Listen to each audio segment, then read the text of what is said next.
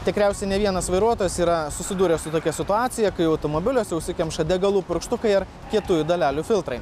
Šiandien plačiau pasikalbėsime apie tai, kodėl taip nutinka ir kaip pašalinti šiuos nemalonius padarinius.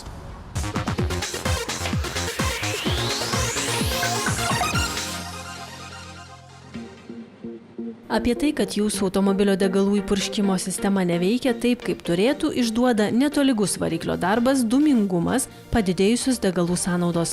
Variklis gali sunkiau užsivesti ir neretu atveju šiuos simptomus sukelia būtent užsikimšę purkštukai. Dažniausiai dėl tokių problemų skundžiasi dyzelinu varomų automobilių vairuotojai, tačiau jos neaplenkia ir tų, kurių varikliai varomi benzinu. Benzinių variklių purkštukai yra kai kurie galiukai panašus kaip ir į smulkų tinkliuką.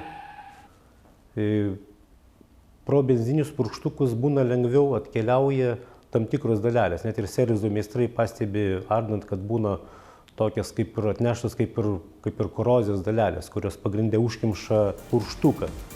Tačiau iš kur kyla problemos? Vienas didžiausių degalų purkštukų priešų – drėgmė. Ji į sistemą gali patekti su degalais net ir nuo degalų užpylimo čiaupo, tačiau neretai ji susidaro degalų bake. Dėl temperatūrų skirtumo ir nedidelio degalų kiekio bako viduje susidaro kondensatas, kuris kartu su degalais patenka į sistemą. Drėgmė veikia kaip korozijos katalizatorius, taip pat užkemša pačius degalų purkštukus, sudarant vandens kamščius, kurių purkštukai nebegali pašalinti. Valikliai būtent ir skaido drėgmę, vykdo cheminę reakciją, kurios metu vanduo susijungia su valikliu ir sudega degimo kameroje kartu su degalais. Kita problema – nešvarumai, kurie gali susidaryti dėl korozijos, mechaninio sistemos komponentų dėvėjimosi ar patekimo iš išorės.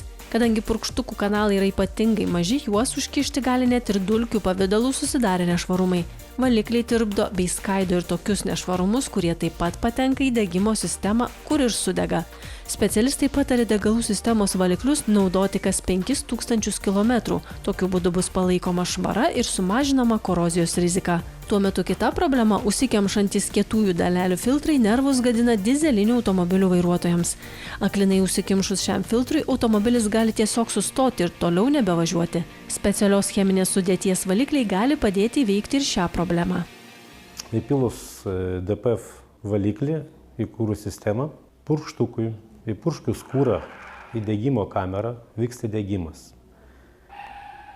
Dujom patekus į išmetimo sistemą keliauja iki DPF filtro suodžio kitų dalelių. Tos dujos sukelia reakciją cheminę, kurios sekoje tirpdo suodžius dalelės esančias filtre. Jos atplyšta ir pakliūna į išmetimo sistemą.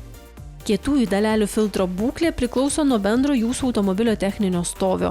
Pavyzdžiui, jei į degimo sistemą patenka tepalo, jos suodžiai nesudega, o keliauja į kietųjų dalelių filtrą, kuriame ir lieka. Panaši situacija ir su blogai sudegusiais degalais.